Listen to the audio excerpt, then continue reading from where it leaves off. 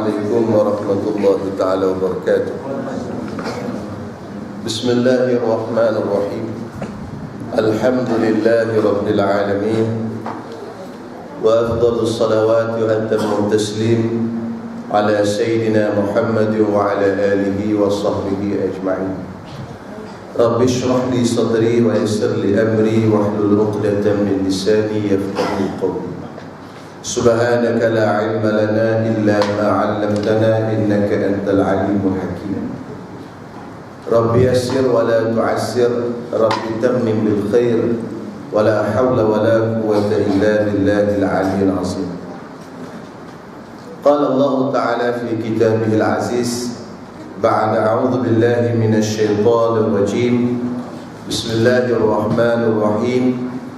Huwallazi ba'atsa fil ummiyina rasulan minhum yatlu 'alaihim ayatihi wa yuzakkihim wa yu'allimuhumul kitaba wal hikmata wa in kanu min qablu lafi dhalalin mubin.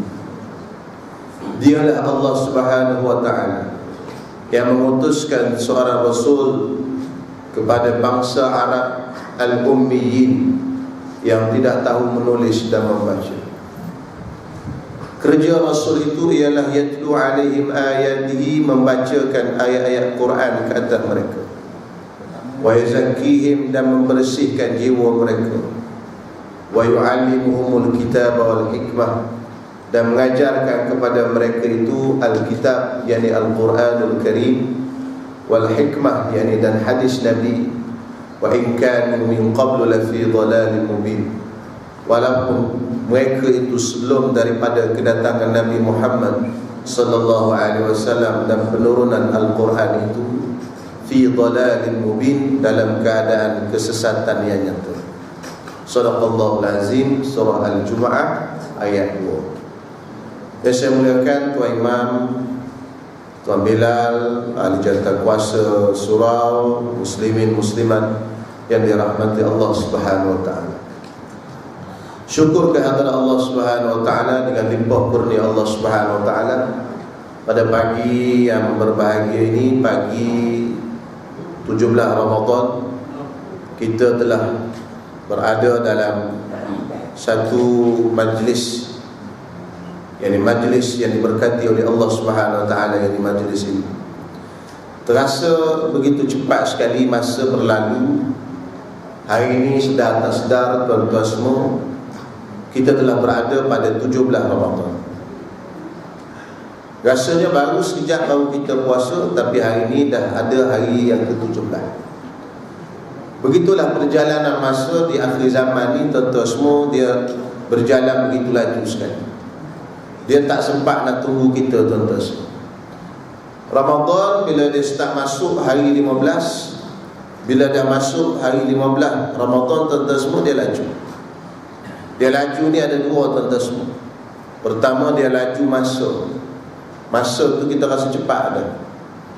Yang kedua, tuan-tuan semua, dia laju orang kurang. Kan? Itu laju juga. Orang lari, kan? Hak asalnya ramai, maka dia akan laju berkurangan. Tuan-tuan yang dirahmati Allah Subhanahu wa taala, ini menunjukkan bahawasanya apa yang disabdakan oleh Nabi SAW 1400 tahun yang dahulu benar. Apa benda yang Nabi SAW bagi tahu? Nabi SAW bagi tahu antara tanda-tanda bahawasanya kita ini berada di akhir zaman, ayyataqarabaz zaman, bahawasanya masa itu berlalu begitu pantas, pendek. Apa yang dimaksudkan oleh masa itu berlalu pantas ataupun masa itu cepat? Adakah masa yang 24 jam itu jadi 23 jam? Tidak ada ulama yang mengatakan begitu. Masa kita 24 jam lah, tuan-tuan semua. Dia tidak akan berubah. Jam kita itu berpusing 24 jam. Namun begitu, tuan-tuan semua, ulama menafsirkan bahawasanya di akhir zaman nanti masa kita ini akan menjadi kurang barakah. Yang orang Melayu panggil berkat. Berkat ni ada dua. Satu berkat tu, satu lagi berkat orang bagi tempat kenduri. Tuan-tuan yang dirahmati Allah SWT, bahasa Arab kita panggil barakah. Barakah bermaksud az-ziyadah, bertambah. Bila sesuatu perkara itu tidak ada barakah, mana tidak ada pertambahan. Sebagai misal, tuan-tuan semua, kita minta, bila kita nak makan, kita minta doa. Apa kita baca doa? Allahumma barik lana fima razaqtana wa qina adzabannar. Ya Allah, berkatilah pada apa yang telah kau kurniakan kepada kami ini. Rezeki yang telah kau kurniakan kepada kami ini, berkatilah dan lindungilah kami daripada api neraka. Apa makna keberkatan yang kita minta daripada makanan itu? Maknanya supaya bertambah. Ada suatu pertambahan dalam makanan itu. Adakah makanan itu akan menjadi banyak? Secara logiknya, kebiasaannya makanan itu tak akan menjadi banyak. Kalau sepinggan, kita baca doa pun biasanya sepinggan itu je lah. Dia tidak akan jadi 2 pinggan. Kalau kita baca nasi biryani, depan tu ada sepinggan, kita membaca Allahumma barik lana, ya Allah berkatilah kami. Maksud berkat itu az-ziyadah, pertambahan. Dia tidak akan jadi 2 pinggan. Tengok-tengok, Allah tutup mata, Allahumma barik, buka-buka, 2 pinggan. Dia tidak jadi gitu. Tuan-tuan semua, apa makna barakah? Pertambahan tadi. Yakni tuan-tuan semua, pertambahan dari segi sudut tuan-tuan semua, bahawasanya suatu makanan yang biasa yang orang lain makan sepinggan itu dan kita makan sepinggan itu, makanan yang kita doa dan makanan yang tidak doa, dia memberi nilai yang berbeza. Makanan yang didoakan itu ada keberkatan, maksudnya ada pertambahan daripada makanan itu. Maksudnya dengan makanan itu ada kekuatan yang Allah Ta'ala berikan kepada kita. Boleh kita tuan-tuan semua untuk melakukan ibadat kepada Allah Subhanahu Wa Taala. Itu pertambahan. Ada tenaga, ada sumber kekuatan daripada makanan itu, ada tambahan daripada makanan itu yang boleh jadikan kita kuat dalam beribadat kepada Allah Subhanahu Wa Taala. Sedangkan makanan yang tidak ada barakah, orang yang makan itu tuan-tuan semua hanya makan untuk memenuhkan nafsu saja. Makin dia makan, makin dia tak kuat untuk beribadat pada Allah Subhanahu Wa Taala. Makin kuat dia makan, makin dia lawan Allah Subhanahu Wa Taala. Makin banyak dia makan, makin dia malas beribadat kepada Allah Subhanahu Wa Taala. Jadi makanan yang dia makan itu tidak ada barakah. Begitu juga dengan masa kita tuan-tuan semua. Masa yang 24 jam itu sama. Yang Nabi SAW sebutkan bahawasanya masa itu menjadi pendek, bermaksud barakah itu kurang dalam masa. Tuan-tuan yang dirahmati Allah Subhanahu Wa Taala, kita ambil beberapa contoh barakah, berkatnya masa tuan-tuan semua pada ulama-ulama dan orang-orang yang terdahulu, yang masa itu kita tak boleh nak buat di zaman kita. Al-Imam Asy-Syafi'i tuan-tuan semua, seorang ulama besar, umur dia 55 tahun. Ya, minta maaf, 54 tahun. Dia lahir pada tahun 150 Hijrah dan dia wafat tahun 204 Hijrah. 54 tahun sahaja umur. Tetapi tuan-tuan semua, dengan masa yang pendek 54 tahun itu, apa yang dia telah lakukan untuk kita umat? Berapa besar pengorbanan dia? Berapa banyak benda manfaat yang dia boleh buat?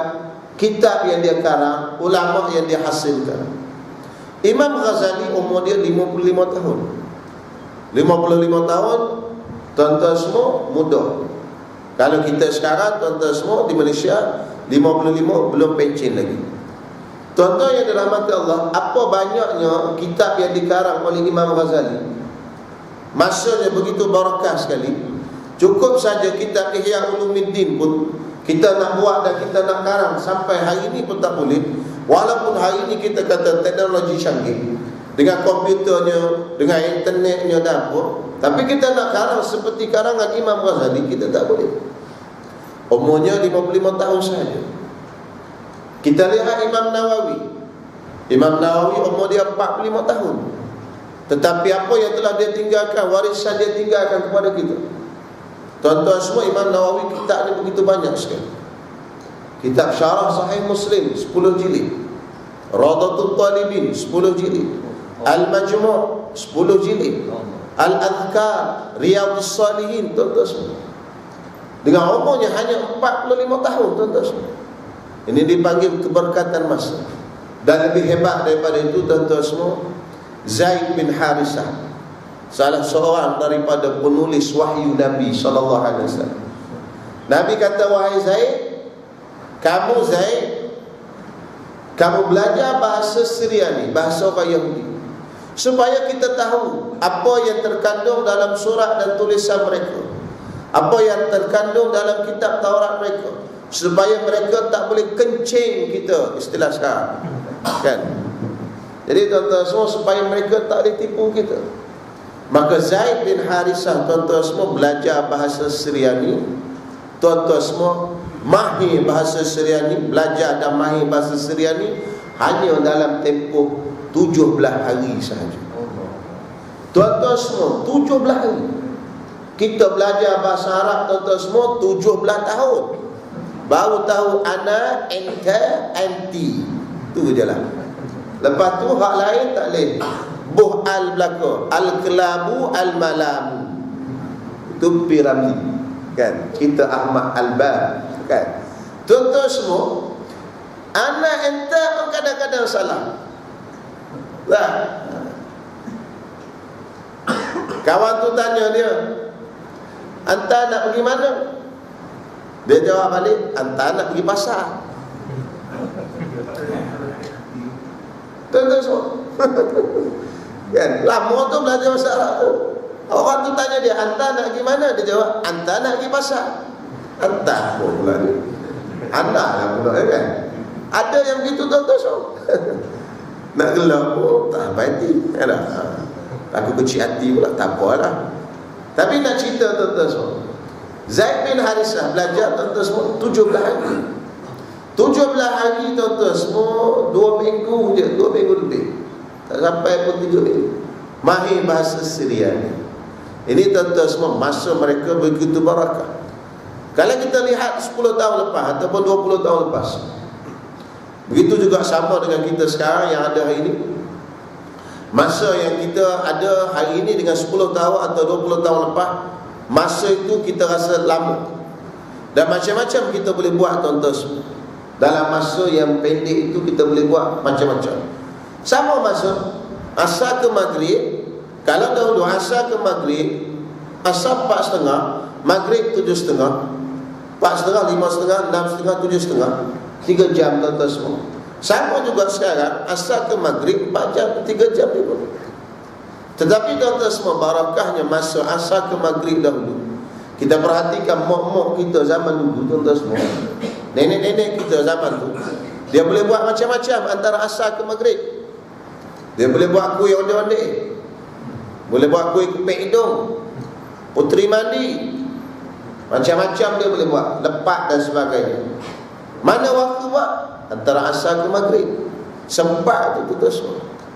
Kita, tuan-tuan semua, kadang-kadang kuih tunjuk pun tak sempat. Pergi bazar Ramadan tengok pun tak ada nak tunjuk, tuan-tuan. Yang start kerja, cuba tengok hari ni, hari tak kerja, sempat ke nak buat? Tak sempat juga. Kita kata kerja, tapi kalau hari ni, cuba buat daripada asar sampai ke maghrib, apa yang kita boleh buat sangat? Masa kadang-kadang berlalu gitu aja. Tak ada masa. Pasal itu, tuan-tuan semua, masa ini tidak ada kebarakatan di akhir zaman ni. Akhirnya, tuan-tuan semua, dia pergi macam curah air ke daun keladi, sungguh cepat. Jadi apabila kita rasa, tuan-tuan semua, kita faham masa di akhir zaman ni cepat, tuan-tuan semua, maka kita kena rebut peluang, tuan-tuan semua. Ramadan ni, kalau dah lepas 15, tuan-tuan, sekejap hari 17, esok 18, lusa 19, 20, masuk 10 hari malam yang terakhir. Sekejap je, tuan-tuan semua. Sekejap sangat. Bila dah masuk 10 malam terakhir, tuan-tuan semua, itu waktu kritikal. 10 malam terakhir ni, tuan-tuan semua, waktu kritikal. Waktu kritikal macam mana? Waktu yang amat penting sekali. Waktu itulah, tuan-tuan semua, kemuncak. Ibarat kalau kelapa tu, waktu itulah kita nak ambil santannya, perah, tuan-tuan semua. Ini, tuan-tuan semua, sebagai mukaddimah. Ini bukan tajuk lagi, tuan-tuan semua. Tak tajuk lagi, mukaddimah baru. Tuan-tuan yang dirahmati Allah Subhanahu Wa Taala, Di awal ayat tazkirah tadi saya bacakan surah Jumaat ayat 2. Walladzi ba'atha fil ummiyin. Dialah Allah Subhanahu wa taala yang mengutuskan seorang rasul fil ummiyin, ke dalam bahasa Arab. Yang bahasa Arab ni sifat dia ummiyin, tidak tahu menulis dan membaca. Apanya? Yatlu alaihim ayatihi. Nabi SAW membaca kepada mereka ni ayat-ayat Quran. Wa yuzakkihim. Yang keduanya, Nabi SAW tazkiyah, membersihkan jiwa mereka daripada sifat-sifat syirik dan mazmumah. Wa yu'allimuhumul kitaba wal hikmah. Dan Nabi SAW mengajar kepada mereka Alkitab, yang Al-Quran, wal hikmah, dan hadis Nabi. Wa in kanu min qablu la fi dhalalin mubin. Walaupun sebelum daripada itu mereka dalam kesesatan. Tuan-tuan semua, masyarakat Arab jahiliah sebelum datangnya Nabi Muhammad SAW dalam kesesatan. Kalau saya boleh bawa beberapa contoh sesatnya masyarakat Arab jahiliah, tuan-tuan semua. Antara contohnya yang pertama, tuan-tuan semua, masyarakat Arab jahiliah terkenal dengan satu adat ataupun tradisi wa'dul banat, menanam mayat secara hidup-hidup. Tuan-tuan semua, menanam mayat lah, menanam anak perempuan secara hidup-hidup. Mayat memang tak hidup lah. Menanam anak perempuan secara hidup-hidup. Ini masyarakat Arab jahiliah terkenal. Sehingga kan Allah Subhanahu wa taala sebut di dalam Al-Quran, wa idzal maw'udatu su'ilat bi ayyi dhanbin qutilat. Di akhirat besok-besok, apabila anak-anak perempuan yang ditanam hidup-hidup tu ditanya, Allah Ta'ala tanya dia, bi ayyi dhanbin qutilat, dosa apa kamu dibunuh? Allah Ta'ala tanya, bi ayyi dhanbin qutilat, apa dosa yang menyebabkan kamu dibunuh? Tuan-tuan semua, masuk macam mana? Allah Ta'ala tanya budak tadi yang dibunuh, tetapi sebenarnya Allah Ta'ala nak sindir siapa? Nak sindir bapa, nak sindir mak yang bunuh dia. Pasal apa bunuh? Orang kata, orang Melayu kata apa? Pukul anak, sindir menantu. Tuan-tuan semua, macam itulah maksud Allah Ta'ala di akhirat besok-besok. Bila mereka dapat, tuan-tuan semua, dapat anak perempuan. Bila lahir dia anak perempuan, tuan-tuan semua, zalla wajhuhu muswaddan wa huwa kazim. Maka nampaklah muka mereka tu kehitam-hitaman, wa huwa kazim, dalam keadaan mereka kemarahan, menahan kemarahan. Zalla wajhu muswaddan, kehitam-hitaman, wa huwa kazim, dia tahan kemarahan. Kazim maksudnya tahan kemarahan. Ustaz Kazim tu maksud ustaz tahan marah. Maksud nama dia lah Kazim. Kazim tu mana? Tahan kemarahan. Tuan-tuan yang dirahmati Allah Subhanahu wa taala, kita tuan-tuan semua, masyarakat Arab jahiliah macam tu. Bila Nabi SAW datang, Nabi mengiktiraf, tuan-tuan semua, orang perempuan. Ini dia kata, sebelum daripada kedatangan Nabi dan sebelum daripada turunnya Al-Quran, mereka ni sesat. Wa in kanu min qablu la fi dhalalin mubin. Bila Nabi datang, tuan-tuan semua, Nabi iktiraf orang perempuan. Perempuan adalah makhluk Allah Subhanahu wa taala. Perempuan adalah makhluk yang mulia. Perempuan adalah makhluk yang ada martabat di sisi Islam. Tuan-tuan semua, bila Islam datang, pertama Islam angkat kedudukan perempuan sebagai ibu. Islam kata syurga itu duduk di bawah tapak kaki mak. Al-jannatu tahta aqdamil ummahat. Syurga itu duduk di bawah tapak kaki mak, bukan bawah tapak kaki bapa. Tuan-tuan semua, menaikkan kemuliaan orang perempuan. Yang mana dalam masyarakat Arab jahiliah dulu, perempuan dihina, tak ada nilai, tuan-tuan semua. Islam bawa naik, tuan-tuan semua. Kemudian tuan-tuan semua, bukan sekadar itu sahaja, tuan-tuan semua, Islam beri kemuliaan pada anak perempuan. Nabi SAW kata, siapa yang ada 3 anak perempuan atau 3 adik-beradik perempuan, kemudian dia jaga elok-elok, kemudian dia kahwinkan 3 ini, lepas daripada itu dia kahwinkan, tuan-tuan semua, bila dah besar sikit dia dah kahwin, apa jadi pada dia? Kana lahu sitram minan nar, dia akan terpelihara daripada api neraka. Siapa ada anak perempuan 3 orang, tuan-tuan semua, dia jaga elok-elok, dia didik elok-elok, ataupun adik perempuan, adik-beradik perempuan, dia jaga elok-elok, dia lepas tu bila dah besar dia kahwinkan 3 orang ni tuan-tuan semua, adalah perbuatan dia tadi menjadi sebagai benteng dinding daripada api neraka. Ada pun jaga anak laki-laki tak disebut fadilah kelebihannya. Tuan-tuan semua, siapa jaga anak lelaki seorang ni tak ada, tuan-tuan semua. Pasal lumrah manusia ni memang suka dah ke anak laki-laki. Maka Allah Ta'ala buat naik martabat orang perempuan, tuan-tuan semua. Tuan-tuan yang dirahmati Allah Ta'ala, bukan sekadar itu sahaja. Masyarakat Arab jahiliah, tuan-tuan semua, sesak tak sesak, tuan-tuan semua, perempuan ni bukan sahaja tidak dapat pusaka, bahkan dia menjadi harta pusaka. Perempuan harta pusaka. Bila suami dia mati, dia menjadi harta pusaka. Dia diwarisi, tuan-tuan semua. Sebagai contoh, tuan-tuan semua, dalam masyarakat Arab jahiliah, bila seorang suami mati, isteri dia ramai. Pasal Arab jahiliah ni dia boleh kahwin ramai, 10, 20 boleh. Ikut apalah, ikut banyak duit kan. Ikut kalau kaya lagi ramai bini. Islam datang tak boleh, pasal menzalimi perempuan. Kalau 20 bini, tuan-tuan semua, kalau dia bergilir satu hari satu malam, 20 hari sekali dia jumpa suami dia, mungkin dia dah terlupa dah muka suami dia lagu mana. Ni siapa ni? Suami awak kalau. Ataupun suami tu mungkin dah lupa muka bini lagu mana, tak ingat. Islam datang, tuan-tuan semua, dia bagi sampai 4 je. 4 je, tuan-tuan semua. Maksimum 4. Tu pun kalau berani. Kalau tak berani seorang tu je lah. Tuan-tuan yang dirahmati Allah SWT, kalau ramai tuan-tuan semua 20, bila mati si suami, apa jadi pada isteri? Isteri tadi, tuan-tuan semua,